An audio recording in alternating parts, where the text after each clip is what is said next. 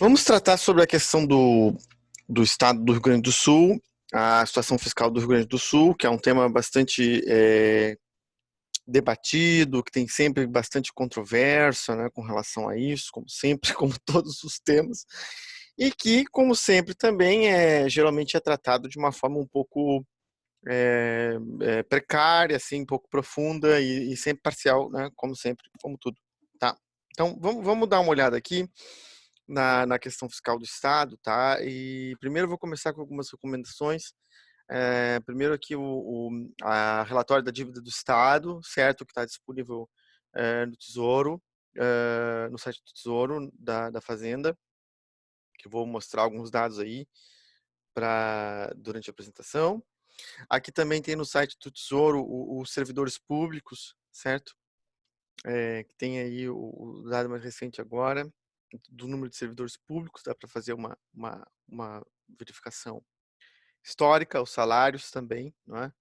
Eu já chamo a atenção aqui, no caso, que grande parte dos servidores públicos do estado do Rio Grande do Sul, se a gente olha aqui executivo, né, 127 mil servidores, sendo 79 mil na área de educação, não é? 18 mil brigadianos, 3.500 bombeiros, 5.500 policiais, Instituto Geral de Perícia 961, não é? Penitenciária 5.500, tá? Então, o grosso aqui e 13.800 na área da saúde, educação, segurança, principalmente, não é? Depois, judiciário aqui, né, com 9.200, Poder Judiciário, Ministério Público, quase 3.000, e também saúde, tá? Então, saúde, segurança, educação, mas educação e segurança principalmente, e o judiciário, tá? Então, é isso. Esse aqui é um relatório recente que saiu aí, uma análise aí dos benefícios fiscais, das renúncias fiscais do Estado do Rio Grande do Sul. Está disponível na internet, tá? Que é bem interessante. Esse aqui é um estudo que eu fiz com o João Batista sobre o número de servidores públicos do Estado ao longo do tempo, desde a década de 90, que eu vou mostrar alguns dados aí. Aqui o estudo do colega lá da Secretaria da Fazenda, o Jacob Bratz, que explica a deterioração recente das finanças públicas e quais são as perspectivas. Esse aqui também é um dado que eu vou os dados que eu vou utilizar aqui, que foi feito pela extinta Fundação de Economia e Estatística, relatório da análise da dívida pública do Estado do Rio Grande do Sul, certo? E aqui também um estudo que saiu também do Tesouro do Estado, elementos para uma agenda estratégica de desenvolvimento para o Rio Grande do Sul, tá? Então, essas são as principais referências que eu estou utilizando aqui, embora sejam outras também, tá? Mas esses estudos são interessantes. Vamos ver, vamos discutir então aqui a situação do Rio Grande do Sul com um pouco mais de profundidade, né? Porque geralmente é vinculado de uma forma um pouco simplória o debate, né? De que o Estado gastou demais e agora tem que pagar. É mais profundo do que isso, tá? Então vamos dar uma olhada no panorama fiscal do Estado. Receitas, despesas, desonerações, resultado fiscal, endividamento, previdência, questões federativas e o diagnóstico e possibilidade, tá? Primeiro o seguinte, tá? Vamos lá, vamos problematizar a discussão, não é? O estado do Rio Grande do Sul é um estado, é uma região que está numa transição demográfica bastante acelerada, certo? Aqui é a pirâmide etária do Rio Grande do Sul em 2019. O envelhecimento populacional acentuado, o que tem impactos tanto sobre os serviços públicos propriamente ditos, quanto para os próprios servidores que vivem bastante, tudo, não é? A questão previdenciária do Estado, que é bastante delicada. Então, no estado do Rio Grande do Sul, felizmente, as pessoas vivem bastante, o que é um sintoma de desenvolvimento, e tem nascido menos gente já há algum tempo, tá? Então, e aqui é uma perspectiva para 2050, que vai afunilar completamente, vai se tornar uma pirâmide invertida, não é? Cada vez menos jovens e cada vez mais idosos. Então, essa é a transição demográfica acelerada que a gente está, tá? Que tem impactos diversos. Desempenho da receita total nos últimos nos últimos períodos, aí da década de 70, na verdade, uma trajetória levemente ascendente, não é? Aqui sai de um patamar de 9% do PIB para um patamar de 13% do PIB, tá? Numa trajetória aí de mais de 40 anos, tá? A despeito das desonerações, a receita total sobre o PIB tem uma trajetória ascendente. Aqui olhando um pouco as despesas, tá? Boa parte das despesas são outras transferências, esse aqui, não é?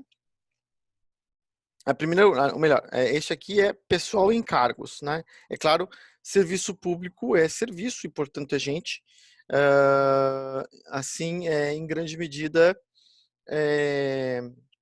acaba sendo professores e policiais, grosso, professores e policiais, tá? Aqui, em segundo lugar, outras despesas correntes, que é o chamado custeio, ODC, né? Que aqui a ODC pega SUS, que é receita vinculada, não é? Transferência para municípios e despesa para outros poderes, principalmente, tá? A questão de aqui juros e amortização da dívida, vamos ver um pouco mais sobre isso, a questão dos juros, né? E investimento é este aqui, certo? Então é o menorzinho aí. Depois vamos olhar com mais detalhe também o investimento. Então outras despesas correntes aquelas que eu falei, tá? Também encargos financeiros dos depósitos judiciais, vou falar um pouco mais sobre isso. E IP Saúde dos servidores públicos. Desagregando as despesas. Então a gente nota, assim, um primeiro ponto, sim, né, que é a questão previdenciária aqui, né? A gente tem um problema sério na nossa previdência, tá? Dos servidores públicos do Estado, é um problema bastante sério. Depois eu volto a essa questão. A educação está em queda em termos relativos aqui, não é? Vamos voltar a essa questão também. Então é isso que chama atenção aqui nesse primeiro momento. Receitas e despesas, a gente pode dizer que elas andam relativamente par e passo. Alguns momentos as despesas estão um pouco acima, quase todos, na verdade, tem déficit, isso não é incomum, digamos. Nos últimos anos, em relação, derivado da crise, né, as receitas fiscais são altamente procíclicas, tá certo? Ou seja, é um ciclo econômico acaba derrubando receitas fiscais e no Rio Grande do Sul não foi diferente. Então, uma queda brutal da receita, como fica bem nítido aqui, tá? Que acontece em momentos de crise, certo? Isso aconteceu em todos os níveis, no federal também, certo? Que o resultado primário nos últimos anos tem um histórico negativo, teve um momento aqui com a lei de responsabilidade fiscal e também com o crescimento econômico que houve nesse período aqui, principalmente a partir de 2004 até 2012, mais ou menos, em que teve um crescimento econômico maior, isso significa que a receita fiscal aumenta, tá? E também aqui uma restrição fiscal por parte da federação, a lei de responsabilidade fiscal que passou a vigorar em 2001, foi apertando cada vez mais as despesas, né? Bom, então existe um mito, não é, de que as contas públicas do Estado do Rio Grande do Sul estão gringoladas porque tem muito servidor público, não é? Então a gente olha aqui, esse aqui é do que a gente fez, o número de servidores públicos no Estado do Rio Grande do Sul desde 1991 até 2020 e também a relação servidores públicos em relação à população, tá? Então o número de servidores públicos são essas barras, que tem uma trajetória clara de queda, tá certo? Sai de um patamar de mais de 200 mil servidores públicos para em torno de 130 mil. E no momento em que a população está crescendo. Não é? Aliás, as barras são em relação à população e a linha é o número de servidores, tá? Então, assim, há uma redução clara aqui, né? Tá, alguns momentos de elevação, mas assim, ou estabilidade, mas uma tendência aqui de queda, certo? Que se destaca aqui principalmente o governo Brito aqui, que teve uma queda muito grande do número de servidores, e também no governo Sartori, que houve uma queda muito grande do número de servidores, não é? Aqui em 2020 houve uma elevação do número de servidores, tá? Depois de um tempão caindo aí desde 2013. O governo Tarso, né, que tem uma informação que era corriqueira na época, que houve uma elevação muito grande do número de servidores, mas a gente observa, na verdade, uma estabilidade, tá? Enfim, então, na verdade, é uma queda, né, do número de servidores públicos que a gente nota. E onde estão esses servidores? São principalmente policiais e professores, tá? Então, esses são o grosso dos servidores públicos do Estado, é isso, tá? Aqui, eu tenho esse dado desagregado, vou mostrar aqui. Bom, aqui tá a tabela, né, que a gente nota, mas eu tenho até um mais recente aqui, né, que eu vou atualizando isso aqui no meu computador, que a gente nota aqui, né, uma redução, né, aqui pegando também fundações, autarquias e administração direta, todos os poderes e tal. Aqui está esse eixo aqui, né, uma redução do número de servidores públicos, tá, desde a década de 90 aí, vem reduzindo, com destaque para os últimos anos, não é? E aí em 2020 uma elevação, né? Que aí é principalmente policiais, alguns professores e também no judiciário, tá? Mas que mesmo assim está no mesmo patamar de 2018, né? Que vinha numa trajetória de queda, comparando aqui para 2015, que tinha 165 mil, agora 148 mil, em todos os níveis, tá? Então, uma queda, tá? Só que o número de inativos vem numa crescente. Então, esse é um dos dramas, né? O número de inativos aqui sai de um patamar de 70 mil e pensionistas 48, né? Pensionistas até uma certa estabilidade, uma leve queda, 46, e inativos 162 mil, não, 175 mil em 2020, tá? Então, de 70 mil para 175 mil. Então, na verdade, esse é o maior problema, certo? Esse é o maior problema, né? Não é porque tem muito servidor, porque está inquieta. Não é porque ganham muito, a gente vai ver os salários, não são elevados. É porque tem muitos aposentados, tá? Então vamos problematizar um pouquinho mais depois isso aqui. Então pega as despesas aqui do Estado, não é? Segurança pública 30%, coloca no agregado aqui educação chega a 60%, coloca aqui autarquias e fundações chega a 73%, coloca outros poderes 87%, e despesas de custeio, transferências para municípios e tal, já está em 100%. Então o Estado tem pouquíssima margem de manobra, tá? É uma situação realmente delicada. Em contextos de crise, isso se acentua, tá? Então, aqui em número índice, o que aconteceu com os servidores? Então, há uma queda, aqui com a distinção por nível de poder, tá? Uma queda do poder executivo, que é o principal poder mais representativo, né? Que pega educação, segurança, principalmente, mas também saúde, né? Uma queda, tá certo? Do número de servidores. Uma queda também na administração indireta, né? Que é autarquias e fundações, tá? Por exemplo, FASE, né? Que é para socioeducativo para menores, a FPE, que cuida de pessoas, Fundação de Proteção Especial, pessoas abandonadas e crianças, órfãos e idosos. O Ministério Público tem um crescimento bastante expressivo no número de servidores, praticamente dobra, tá? Embora sejam poucos servidores, teve um crescimento grande. E o Poder Judiciário, que tem autonomia, ambos, né? Também numa leve tendência de queda, o Poder de aumento e o Poder Legislativo queda, tá? Então, assim, o que nós temos aqui? Aqui, ativos, inativos e pensionistas no agregado. Nós temos um problema muito sério com o número de inativos, né? Que é uma crescente, tá certo? Então, esse é um dos nossos problemas, tá? Sérios aí que nós temos, que felizmente no estado do Rio Grande do Sul as pessoas vivem muito, não é? dentre eles os servidores públicos, tá? E aí nós tínhamos regras, no passado, regras que no passado eram benevolentes, tá? Que existe um mito aí de que o servidor público é tudo privilegiado, né? Mas no passado era, de fato, né? Já houve uma série de reformas, eu sempre falo isso, né? Ao longo do tempo, tanto no nível federal quanto no nível estadual, que foram corrigindo essas distorções e que atualmente os servidores públicos ingressantes eles têm basicamente os mesmos direitos que o do setor privado, tá? Que os salários têm um teto, que é o teto do INSS, né? Tem contribuição, contribui mais e tal. Então isso foi sendo corrigido ao longo do tempo, só que tem muita gente que se aposentou com regras outras antigas, né? E, enfim, policiais e professores se aposentavam muito jovens, né?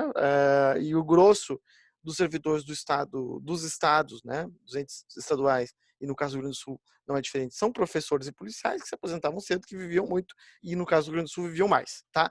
Então isso gerou um problema previdenciário sério, indiscutível, tá? Bom, atualmente já foi corrigido o salário, já foi corrigido a questão de paridade, de integralidade e também de tempo de serviço. Isso aí já foi ajustado, tá? Então nós temos, só que isso demora décadas aí para ter essa transição, né? Tá? Então assim, o número de servidores ativos está em queda, tá? E o número de servidores inativos está em alta já há algum tempo e nos últimos anos isso se agravou, né? Com destaque aqui para o setor de educação, né, que é esse vermelho aqui, uma queda do número de professores, né, que se destaca principalmente aqui no governo Sartori, caiu muito, né, que não houve concurso. Aliás, o último concurso foi de 2013, tá? E o resto tudo temporário. Então, a queda expressiva do número de servidores públicos, ou de outra forma, a gente está tendo uma redução grande da educação do Estado, mas há também, né, preciso destacar, a transição demográfica, né, que cada vez menos jovens do Estado e uma demanda declinante, inclusive, de servidores, de matrículas de ensino. Né? Então, menos ingresso de alunos também. Né? Tá? Então, isso está em processo aí no Estado do Rio Grande do Sul já há algum tempo. Tá? Aqui a distribuição dos salários, não é? O poder executivo representa quase 90% dos servidores, os salários são 76%, são salários relativamente mais baixos, tá? Então, tem lá naquele estudo que eu citei ali, né? Os salários médios, mas professores ganham pouco, como a gente sabe, média de R$ 2.500, R$ 3.000. Policiais ganham um pouco mais, mas sobretudo Polícia Civil, mas também não é nenhuma fortuna, né? Quer dizer, afinal de contas, estão arriscando suas vidas, né? Enfim, essa questão é sempre bastante delicada, né? Mas tem aqui o número de os salários, né? O salário médio aqui, deixa eu ver. Enfim, eu tenho nesse estudo aqui que eu fiz em 2016 com o João, os salários, né? Que agora não, de cabeça assim não vou lembrar, mas está lá aqui, né? Média salarial dos servidores ativos, né? Assembleia 11.000, Aquidade 2016, Brigada 6.300, Fundações 7.000, Justiça Militar 12.000, Ministério Público 16.000, Polícia Civil 9.800, Secretaria de Educação, professores, né, 2.500, Saúde 6.400, Tribunal de Contas 19.000 e Tribunal de Justiça 12.000. Tá? Então, isso é um problema sério que nós temos no Brasil de forma geral, que é uma distorção salarial dos poderes executivo e legislativo, são os salários distorsivos, né? E o primo pobre é o executivo, que é o principal poder, né? Que afinal de contas ele que presta grande parte dos serviços aí. Então, assim, o Poder Judiciário representa 4,2% dos servidores e os salários são 10%. É claro que eu não estou desfazendo digamos, do trabalho dos juízes, que também, afinal de contas, deve receber ameaça e tudo, etc, etc, né? Que é difícil ser juiz, que é responsabilidade, que é um poder, né? Mas que, ao mesmo tempo, o nível salarial é distorcido com a realidade brasileira. O Brasil é um país pobre, ponto, tá? Então, isso aí é uma coisa que precisa de correção no Brasil de forma geral e no estado do Rio Grande do Sul não é diferente. A relação de ativos e inativos é declinante, tá? Então tem cada vez mais inativos e cada vez menos ativos, o que torna a relação menor do que 1, né, e com trajetória declinante desde a década de 90. Então, não é porque o estado do Rio Grande do Sul tem muitos servidores, isso é uma mentira, né? Na verdade, há uma queda da estrutura estatal já há algumas décadas, tá? Então, já há pelo menos 30 anos aí tem uma queda dos servidores públicos do Estado, enquanto a população está aumentando. E onde estão esses servidores? Educação e segurança, tá? Então, só que os ativos numa elevação, tá? Então, como eu falei aqui, né? Existem vários elementos, tá? Então, quando a gente vai vendo um pouco mais fundo, a gente vai ver que a explicação não é simplista, né? Existem muitos fatores. O estado do Rio Grande do Sul é um estado que criou uma estrutura burocrática, foi um dos primeiros estados a constituir uma estrutura burocrática mais sólida, né? Ainda na década de 30 do século XX, por Vargas, né? Pelos positivistas e tal, né? Em 1891, o Estado estabeleceu aposentadoria integral para servidores, né, coisa que não existe mais, tá certo? Que o pessoal fica batendo um espantalho aí no debate público. Isso já não existe mais, mas aqueles que se aposentaram nos regimes antigos têm direito, tá? Então, e tem gente aí que é aposentada que tem direito, não vou contestar, não vai contestar o direito já, mas para os novos servidores já não é mais assim, já há algum tempo, tá? Isso aí foi extinto em 2004, no caso do Rio Grande do Sul, certo? Então, só que essas reformas demoram um tempo para chegar nas contas públicas, são reformas de longo prazo, previdência é uma questão de uma vida inteira, então os impactos vão ser maiores a partir de 2024, da reforma de 2004, e depois da de 2004 teve várias outras, né? Teve reforma em 2004, teve reforma no governo Tarso, teve reforma no governo Sartori, teve reforma no governo Eduardo Leite, que demoram 20 anos aí para chegar esses efeitos nas contas públicas, tá? Os policiais e professores, como eu falei, tinham aposentadorias precoces, a reforma de 2020 alterou isso, né, que aconteceu no final de 2019, 2020 alterou. No passado, os servidores públicos não tinham contribuição previdenciária, mas isso foi também sendo corrigido ao longo do tempo, não é? Há um crescimento da contribuição dos servidores públicos, que saiu de um patamar de 7,6% em 2002 e hoje, com a reforma de 2019, com alíquotas progressivas até 22% do salário, tá? Então, quer dizer, como eu falei, né? Existiam absurdos, né? Que não existem mais e que estão em processo de correção de diversas formas, tanto com a redução do teto, com o fim da paridade, da integralidade, né?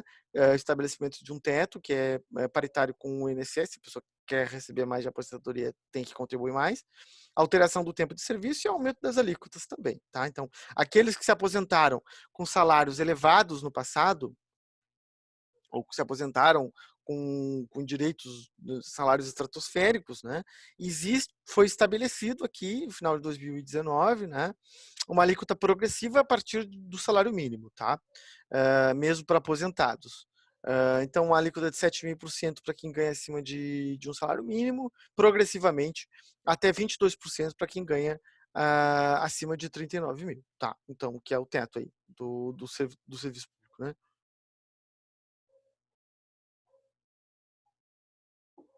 E isso vai vigorar enquanto houver déficit, tá? Que no caso vai ter para sempre, eu acho, devido ao próprio perfil demográfico e etc, etc. Tá? Então, isso aqui teve um impacto nas contas públicas considerável, tá?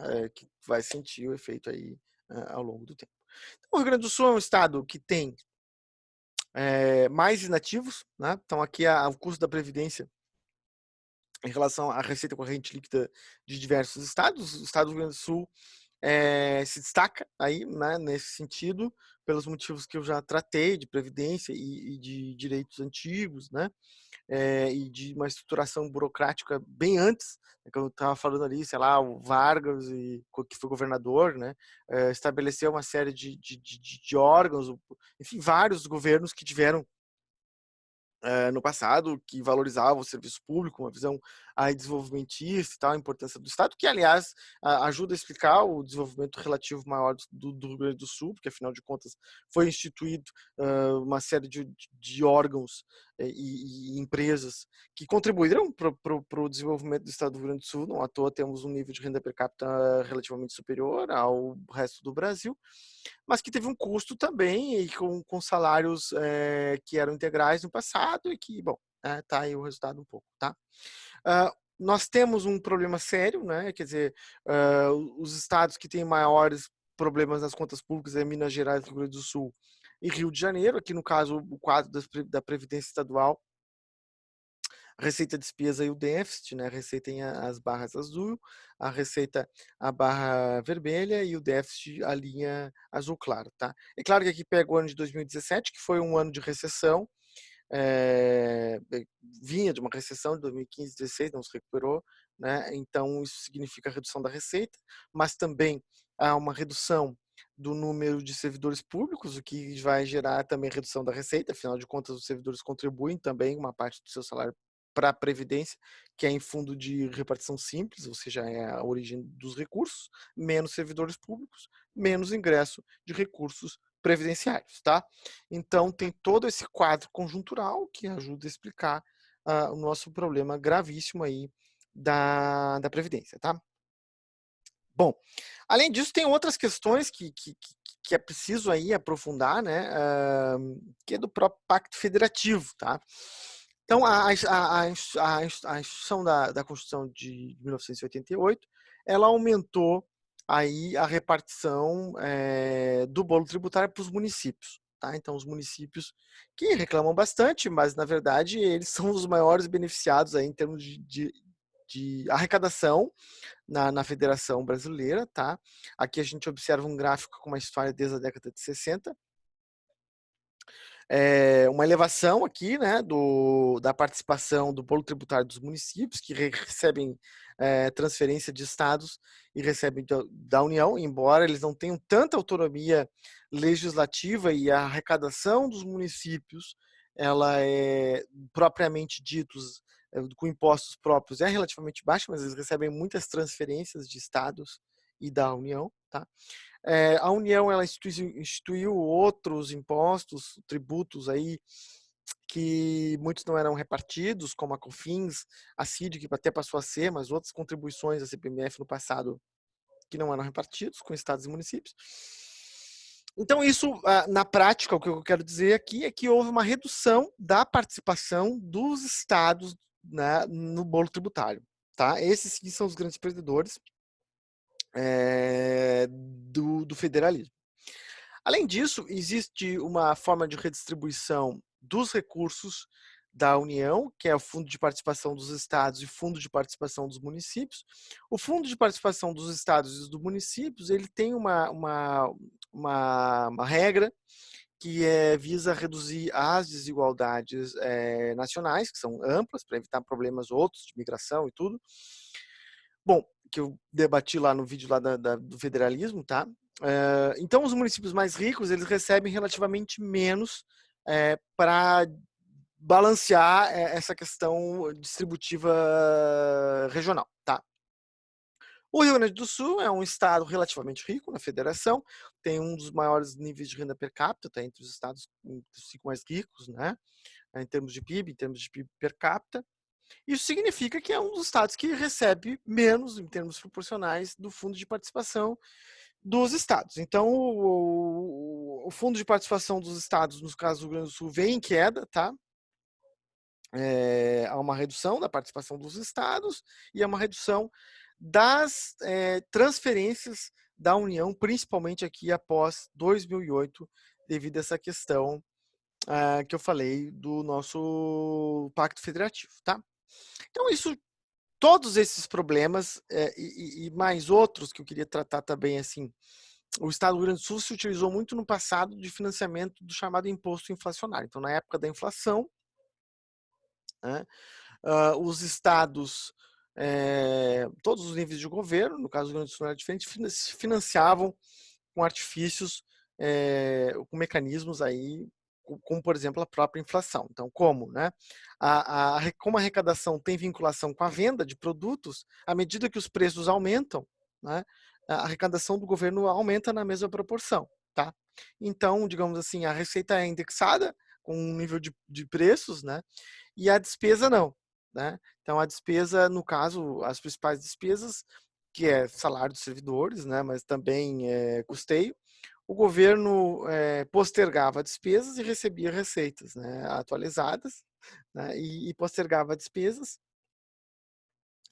Então, o governo se financiava em parte com a própria inflação. Tá? Isso deixou de acontecer com a estabilização de preços no Brasil, em 94. Tá? Então, deixou de ser um mecanismo. O governo, os governos, depois eu vou falar um pouco mais da dívida, tá? Logo a seguir, aí tem a questão da dívida, e foi utilizado também muita venda de patrimônio, né? Quer dizer, o governo Brito privatizou aqui o investimento público do Estado, tá? O governo Brito privatizou bastante, né? E aí pôde aumentar o nível de investimento. O que é investimento? É construção de estradas, né, melhorias dos colégios, dos prédios, dos hospitais, enfim, né, a formação bruta de capital fixo, né, que no caso do Rio Grande do Sul é um espaço minúsculo, né, porque as despesas são muito rígidas, né, que grande parte das despesas do Estado são os servidores públicos, tá? Afinal de contas, o Estado presta serviços e serviços é gente, e gente tem que receber salário, tá? Então, que é o quê? Policiais e professores, ok? Em grande parte. Bom, então, assim, houve uma série de momentos em que o Estado aumentou o ICMS, né, como, por exemplo, no governo Brito, no governo Rigoto, no governo Sartori, e nesses momentos até conseguiu aumentar um pouco o investimento,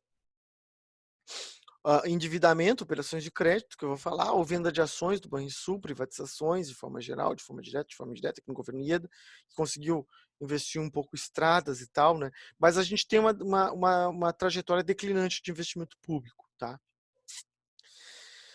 Bom, queria falar então aqui da dívida, tá? Que a dívida é um caminhão de coisa para falar, já fiz uma recomendação lá no relatório da dívida e tal. Bom, vamos lá. No passado, os estados emitiam títulos, né, de dívida pública. Eles podiam se financiar com taxas de juros maiores do que os da União, é claro, porque o risco fica maior. E, bom, né, um dos elementos aí do processo de estabilização de preços do Brasil foi o fim, então, da permissão dos entes subnacionais de emitir títulos para que isso ficasse centralizado na União. Então, os estados pararam de emitir títulos, tá? Então, o Estado do Rio Grande do Sul se financiou muito com endividamento também no passado, isso deixou de acontecer por imposição legal, tá? E aqui nós temos um problema sério, tá? Que eu sempre gosto de salientar isso aqui, porque é algo realmente importante que aconteceu no nosso endividamento. A gente observa por esse gráfico, que está deflacionado, que o endividamento mais do que dobrou aqui em poucos anos, né? O que aconteceu aqui, tá certo? Aqui foi em grande parte, foi o Plano Real, tá? O Plano Real estabilizou preços, e só que ao mesmo tempo ele utilizou para isso política monetária, né, que ou seja, a taxa de juros que foi para a lua, né, foi na estratosfera nesse momento aqui do Plano Real. Bom, como os governos tinham títulos que eram, claro, vinculados à taxa de juros, né, então a taxa de juros no overnight, né, nessa época aqui, gigantescos, né, então juros excessivos, com a elevação aqui da taxa de juros no início do Plano Real, aumentou muito o endividamento. Tá? Então, quer dizer, não é porque o Estado gastou no passado e agora tem que pagar. Essa história não está completa, não. Muito da nossa dívida tem relação com a política econômica, né?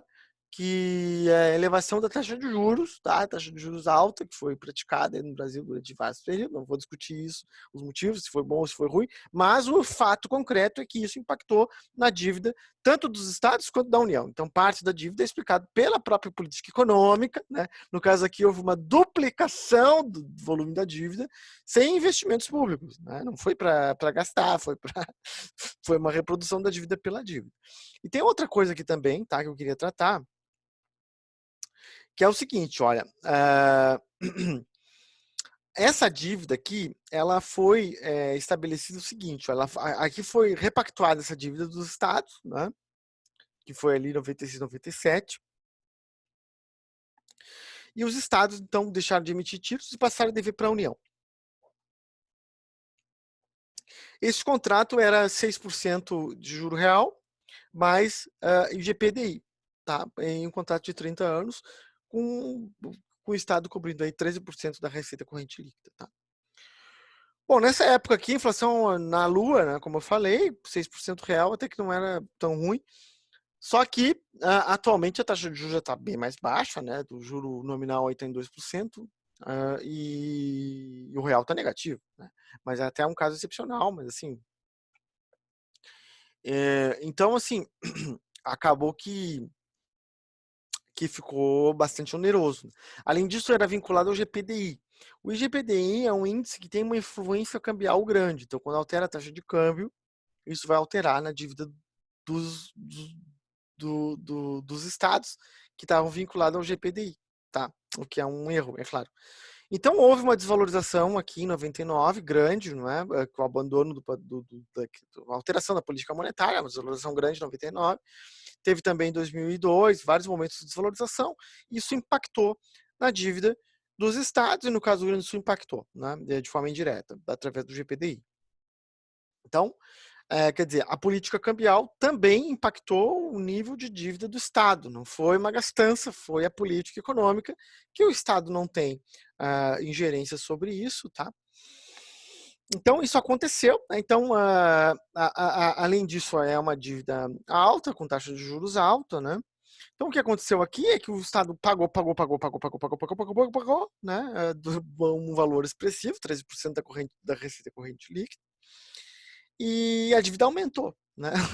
Então, aqui, tudo atualizado em 98, saldo devedor, em termos constantes, né? O saldo devedor era de 35 bilhões, o Estado pagou 28 bilhões, e aqui, em 2014, tá? Que é quando foi feito esse estudo aqui, devia 46. Então, devia 35, pagou 28 e devia 46 ali, né? Então, pagou, e a dívida aumentou, tá? Então, é um problema sério isso aqui, tá? Ela disse, não, mas é porque o Estado gastou muito no passado. Já expliquei que não é bem assim essa história, né? Tem muito da política econômica aqui, inclusive taxa de juros altas, né? Que é praticado no Brasil aí de vários tempos, tá? Bom, então o Estado do Rio Grande do Sul é um Estado muito endividado. Né? Está ali, tem indicador, às vezes está em primeiro, às vezes está em segundo, às vezes está em terceiro, mas é um dos estados mais endividados da federação. A dívida consolidada, né, no geral aqui, 73 bilhões, tá? Em novembro de 2019, sendo que 63% com a União, depois eu desagrego isso aqui. Tem dívidas de precatórios, de 15 bilhões, né, que isso aí, eu como fui servidor do Estado, sei muito bem qual é a origem. Né? Você teve um determinado ano lá que eu tinha, enfim, trabalhei bastante, me dediquei bastante, tive direito à promoção, o Estado simplesmente não pagou. Né? E não me concedeu, tá? E depois me pagou muito tempo depois, quando eu saí, quando eu pedi demissão. Claro, cinema correção, termos nominais e tal. Então é por isso que, né? Por isso que tem esse precatório aqui para pagar, tá? Porque o Estado pedala muito e faz muita coisa ilegal, né? Como foi o caso comigo, né? Simplesmente não pagou o que eu tinha direito, né? E depois pagou sem atualização, sem nada. Na prática pagou menos, né? Então o Estado faz esse tipo de coisa, né? E aí tem esses precatórios. Né? Bueno, além disso, quando já estava esgoelado ali, que eu não tinha mais utilizado depósito, já tinha aumentado o ICMS, já tinha aumentado a alíquota dos servidores públicos, já tinha reduzido os direitos dos servidores públicos, já tinha feito de tudo, né? Bom, não tinha mais prerrogativa para se endividar, já estava esgoelado. o Estado passou a sacar dos depósitos judiciais, que é um dinheiro privado, né? Que o Estado começou a sacar e deve 10 bilhões dos depósitos judiciais, é um dinheiro privado, tá? Esse dinheiro não é público.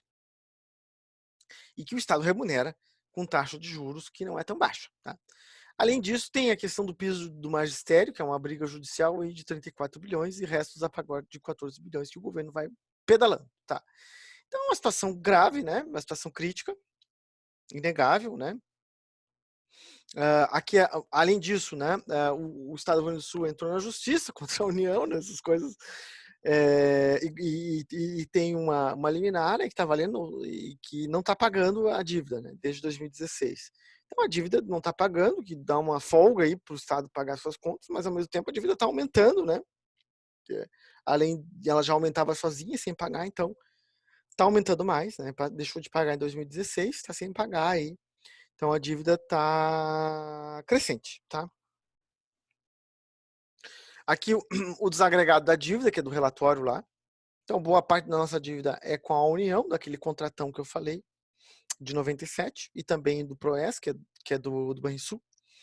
86% da dívida está nesses pontos aí, né? Tem uma dívida externa também com o Banco Mundial, com o Banco Interamericano, né? Mas que é um percentual bem menor. A dívida externa é indexada à moeda estrangeira. Se tem uma desvalorização, isso aumenta a dívida automaticamente, como foi o caso de 2020, que teve uma desvalorização da moeda nacional, isso aumentou a dívida, tá? Esse é o risco cambial aí que tem na dívida externa, mas geralmente essas dívidas são com taxas de juros bem mais baixas, né? Que é a vantagem aí.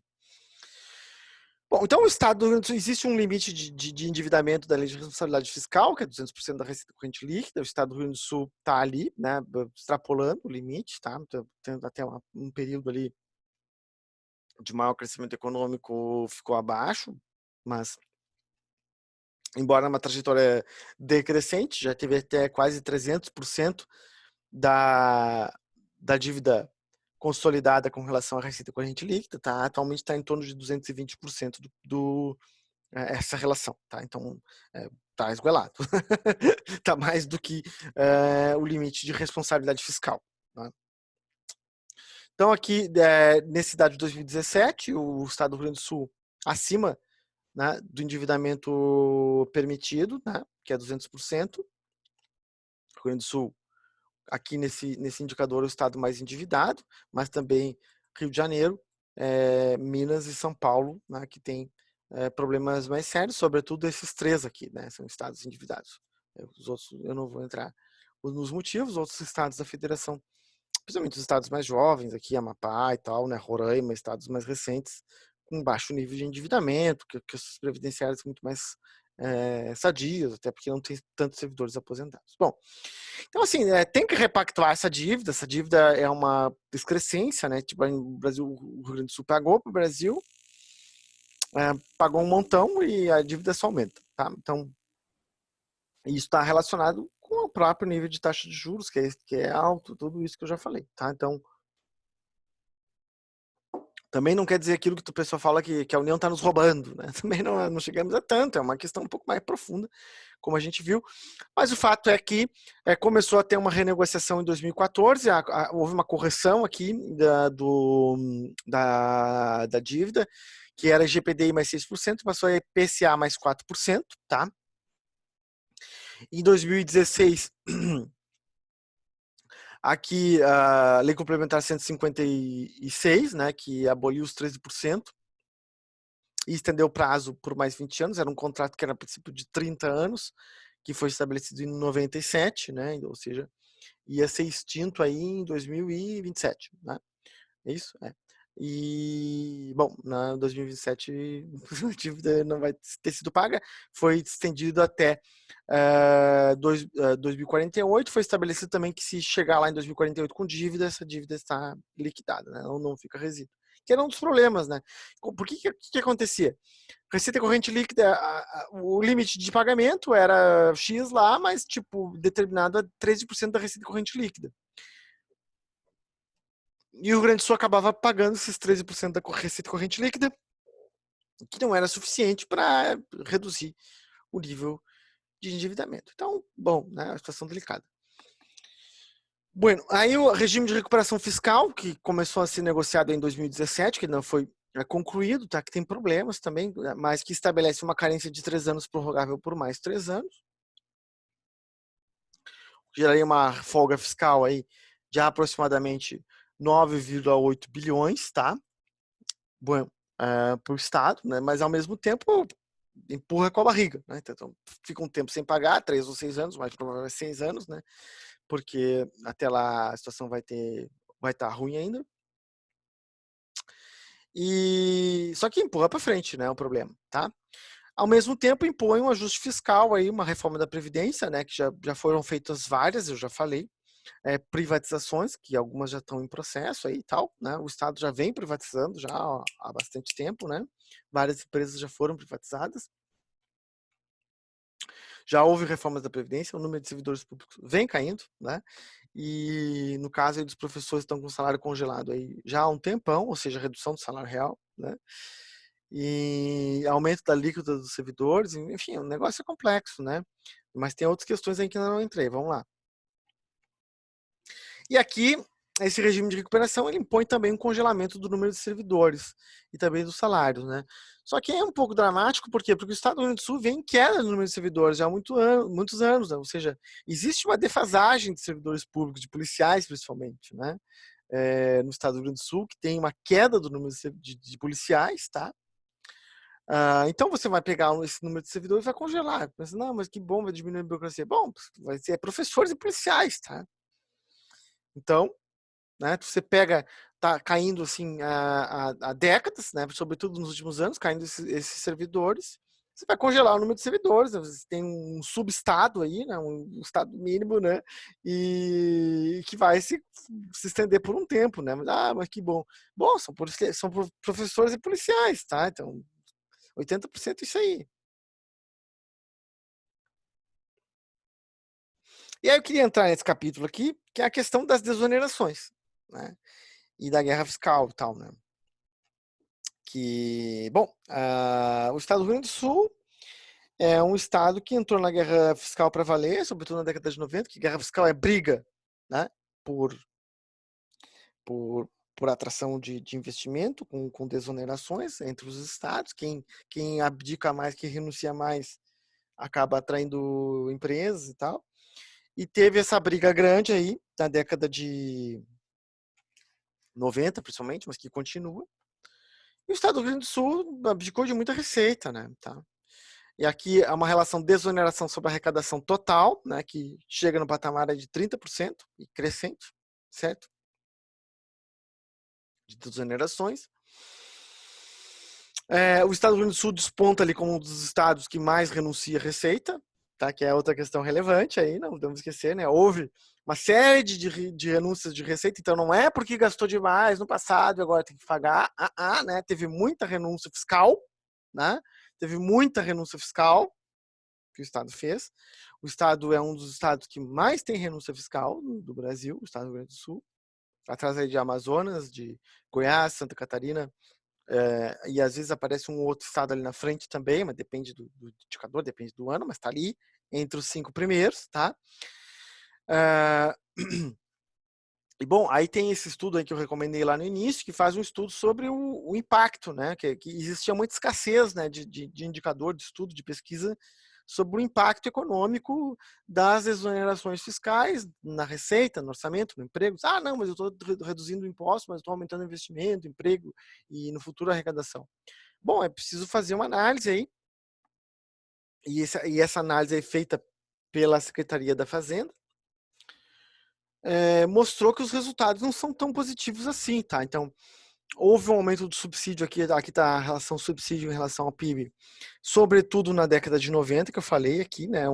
Que é um momento ali, aquela época lá do governo Brito e tal, da GM, da Ford, toda aquela polêmica que teve, uma série de renúncias fiscais, né? Então, houve um aumento aqui, né, de 94 até 99, governo Brito, das renúncias fiscais, que mais ou menos se mantiveram com uma leve tendência de alta, né? Tá? E nos últimos anos até caíram um pouco, tá? Então, o que aquele estudo mostra, né? Então, tá lá o estudo, que pode ser, são 90 páginas, né? Mas eu selecionei alguns textos. Análise dos incentivos fiscais aos empreendimentos produtivos via crédito presumido demonstrou, com a base da matriz insumo-produto da economia gaúcha, que raramente os benefícios fiscais se pagam no sentido de gerarem um efeito multiplicador que produza um ganho de arrecadação que se aproxime de seu custo. Tá? Então, ali é um estudo com relação à variação da produção, não é?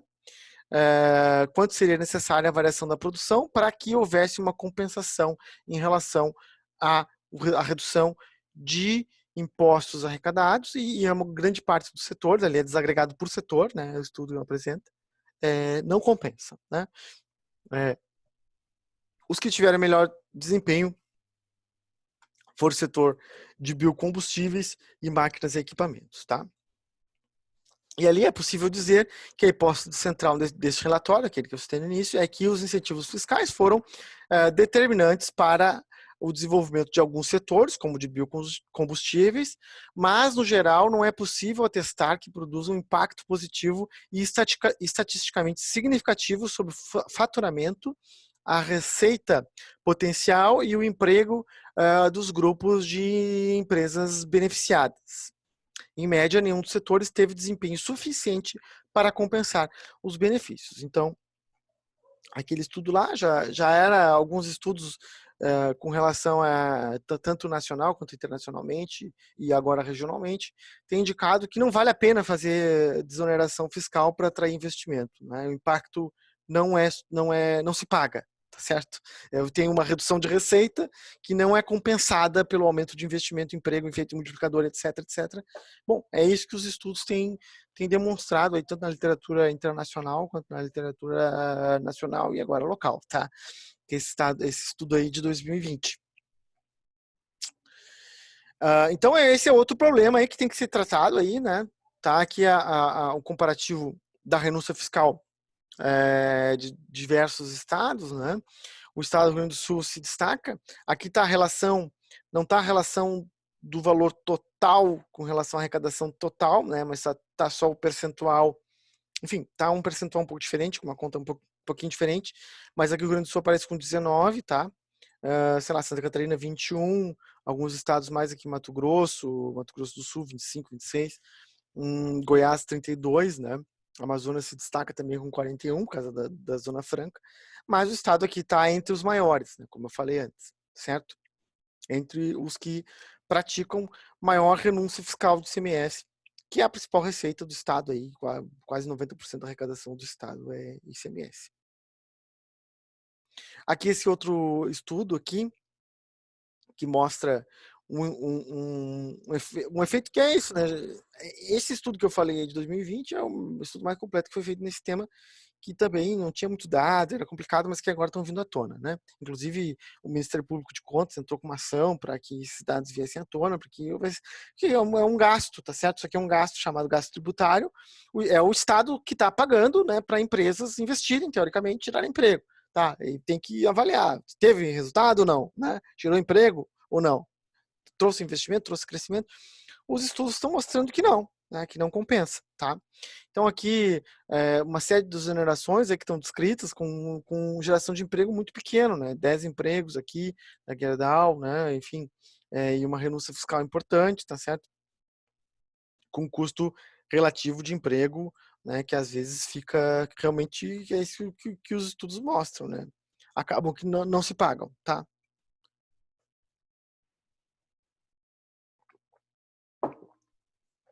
Bom, tem um outro problema que está sempre presente aí, que é a questão da Lei Candir, tá? A Lei Candir é uma lei de 96, que passou a valer em 97, em que houve uma desoneração dos produtos primários e semi-elaborados do ICMS, uma lei federal, e que a federação, no caso a União, iria compensar os estados, tá? O estado do Rio Grande do Sul é um dos estados mais exportadores, que mais exporta, e exporta muitos produtos primários, sobretudo agropecuários, né? Com destaque para soja, mas outros também, fumo e tal. E produtos semi-elaborados, como couro. Bom, esses produtos são desonerados e isso aí seria compensado para a União, só que isso não tem sido feito, né, a contento. Só que, claro, o contexto também mudou, isso aqui é uma questão polêmica, né? Porque na época em que, na década de 90, havia uma escassez de divisas, né, de dólares, e aí houve essa lei aqui para tentar aumentar as exportações para que o Brasil não quebrasse, né? Que é quando quebra mesmo, é quando falta dólares, tá? Que foi o que aconteceu algumas vezes na nossa história, inclusive anos depois, aqui em 98, 99 aconteceu. Então houve essa lei para tentar aumentar as exportações, tá? E aí a União ia compensar os estados. Só que o contexto mudou muito de lá para cá, em 2003 ali, 2005 principalmente até 2012, né? Teve um boom assim de exportações. O Brasil exportou um monte, no caso do Rio Grande do Sul exportou um monte de soja. E aí, bom, né? Isso aí deveria ser compensado, essa desoneração, e aí a União não compensou a contento, e bom, tá, ficou essa polêmica aqui, que entre 96 e 2015 houve desoneração de 53 bilhões, né? E a compensação da União foi de 13 bilhões. Então a União não tem compensado, porque o contexto também mudou muito, né? Que as exportações saltaram, né? E aí, bom, aí existe essa discussão, né? Que aí tem gente que diz que é uma causa perdida, que não adianta, outros dizem que tem que cobrar, né? Enfim, é uma polêmica. O fato concreto é que existe uma lei que diz que a União ia compensar e não compensou tudo, tá? E aí, uma das cláusulas lá do regime de recuperação fiscal é que o Estado não cobraria essa lei Candir, as perdas da lei Candir. Então, o Estado deve um monte para a União, só que a União também deve para o Estado, né, por causa das perdas da lei Candir. Só que não foi uma receita que a União ganhou, né? Então, é uma polêmica aí, tá? Que eu nem vou entrar. Existe essa polêmica, tá? Que é as perdas da lei Candir, tá? Bom, então eu queria falar mais um problematizador ainda, para explicar o diagnóstico, né, do Estado do Rio Grande do Sul, é que com a abertura econômica que houve e a constituição do Mercosul, né, na década de 90 ali, o Estado do Rio Grande do Sul é muito próximo, né, de estado do Uruguai e da Argentina, né, que tem um perfil produtivo próximo ao nosso, né, parecido, tá certo? Quer dizer, produtos primários e tal, trigo, soja, carne, leite, tudo isso, né? E eles são muito competitivos, né? Então, à medida que houve a abertura comercial e integração do Mercosul, o Rio Grande do Sul perdeu, né, em termos relativos, a competitividade, né, dentro do Brasil, em comparação à Argentina e Uruguai. Você ganham competidores grandes, né, para produtos primários internamente, né? Então isso prejudicou um pouco a economia rio-grandense, né? E também tem a questão cambial, né, que é uma discussão ampla aí, que é de política econômica, durante longo período aí do Plano Real marcado pela valorização da moeda nacional, tá, grande parte do tempo, o que faz com que a indústria perca competitividade, as exportações percam competitividade, que é uma discussão outra, ampla aí, de desindustrialização, etc, etc. Mas o fato concreto é que isso impacta muito o Rio Grande do Sul, que é um estado que tem um perfil, que tinha até, vim perdendo, né, mas que tem um parque fabril relevante também, né, não apenas no setor primário, mas tem um parque fabril relevante, e que foi perdendo competitividade relativa com relação aí a questão cambial e as relações internacionais, né, quer dizer, o comércio internacional, a abertura econômica fez com que o Estado perdesse competitividade, ingressasse aqui uma série de produtos competidores e tal, etc. Setor de calçados aí, que é um caso aí que perdeu competitividade para a produção asiática, era um setor exportador e com a variação cambial, com a valorização cambial, né, essa indústria aí, têxtil, coreiro calçadista e coreiro calçadista e outros, bom, né, perderam competitividade, isso nos afeta, é uma questão que é de política econômica, que é nacional, tá? Então, assim, moral da história, né? É, o discurso de que o Estado gastou demais e agora tem que pagar a conta é simplório, é rasteiro e é, né, tá, não é bem assim essa história, tá? Tem vários fatores que explicam aqui. O discurso de que o Estado está inchado também é errado, simplesmente porque há uma redução do número de servidores públicos há 3 décadas, tá certo? E os salários congelados nos últimos anos, até com redução do salário real, tem um problema previdenciário, então assim, o furo é mais embaixo, tá? Teve o fim do imposto inflacionário, que eu falei, teve a crise da dívida dos estados e todo o impacto da política econômica, da política monetária, da política cambial sobre a dívida dos estados, que aumentou. Tem a questão da Lei Candir, que ali o dado era de 2015, mas que atualizando passa de 50 bilhões essa perda. Teve uma série de desonerações e isenções fiscais que são crescentes desde a década de 60 e que se mostra que não tem um impacto a contento, tá certo? Que houve mais redução da arrecadação do que crescimento econômico de investimento e emprego.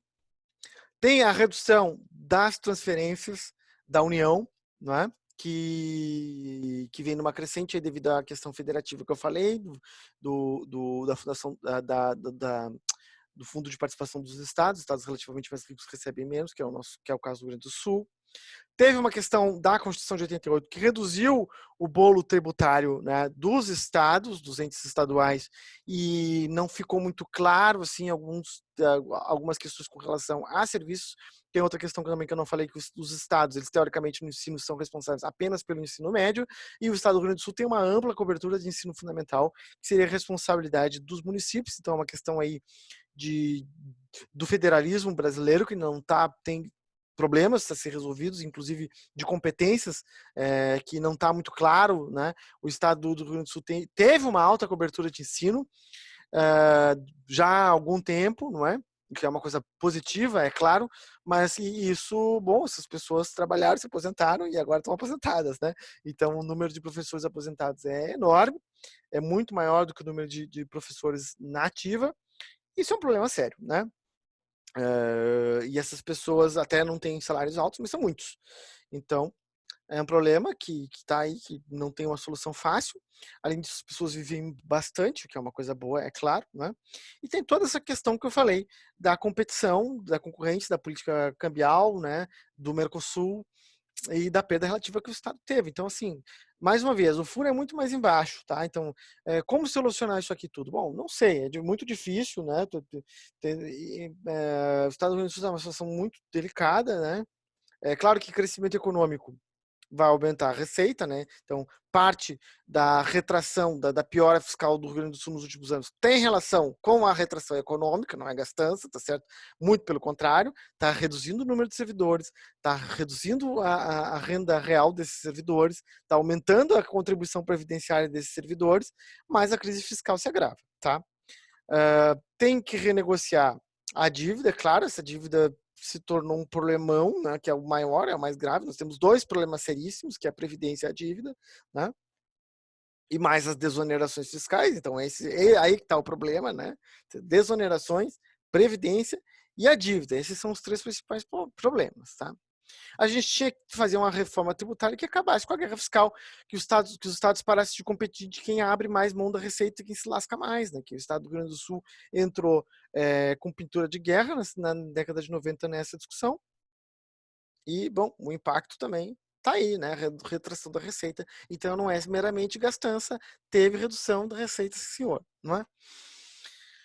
Bom, o Estado tem que ver aí, tem que ver o Pacto Federativo, tem que ver onde ele atua, ele não atua. Isso é algo que já vem reduzindo bastante nos últimos anos, que é uma discussão ampla, né, que envolve a Assembleia, que envolve o governo, que envolve a população, tem que ser pactuado democraticamente, não em gabinete, né? É uma discussão relevante. Tem a questão dos gastos excessivos que a gente tem com poderes ricos, que é o Ministério Público, Legislativo e Judiciário, que, bom, sinceramente, os valores que esses salários dos servidores assim, não tem, sabe? Não é justificável moralmente, não é justificável economicamente, não está relacionado com o nosso nível de desenvolvimento, o salário desses servidores. Existem formas de corrigir isso com alíquotas, com congelamento do salário, com redução do percentual dos poderes, aí no caso é PEC, né, mudança de Constituição, tanto no nível federal quanto estadual, do percentual desses poderes. Isso é uma coisa que precisa ser corrigida, tá? Enfim, então essa discussão aí do Rio Grande do Sul, tá? Rever desonerações também, que é algo que está numa crescente aí, afinal de contas, os estudos mostram que não tem tido impacto, então, né, tem que rever, tem que repactuar. Privatizações e concessões, que é algo que tem acontecido, né, de empresas, de tá em processo, a CE está sendo privatizada, outras empresas aí, concessão de estradas, etc., isso tem acontecido. Mas, assim, o Estado do Rio Grande do Sul não tem como não fazer uma repactuação, ele vai precisar de ajuda federal, isso aí não tem jeito, né? A gente está numa situação extremamente delicada, agravante, não dá para explicar que é meramente culpa do Estado que gastou demais, essa história não é verdadeira, né? Tem questões que são nacionais, como a Lei Candir, com a política cambial, com a política monetária, como a questão da dívida pública, a integração internacional, competição com o Mercosul, são questões que o Estado não tem gerência, que afetaram as contas públicas do Estado do Rio Grande do Sul, né, a proibição de emissão de dívida, enfim, um monte de coisas que a gente vive numa união e a união vai ter que nos ajudar, né, não tem escapatória, tá, vai ter que ter uma ajuda federal. Então é isso, tá? Aqui estão as principais referências, além daquelas que eu apresentei no início. É uma discussão candente que está sempre na mídia. Eu aprendi muito dessa discussão aqui, porque a mídia já dei 800 entrevistas sobre isso. Há uma demanda grande sobre esses temas, né? Tem incentivo que se estude mais, que se aprofunde, que se pesquise. Afinal de contas, é um tema importante e que vai continuar presente aí no debate gaúcho nos próximos períodos.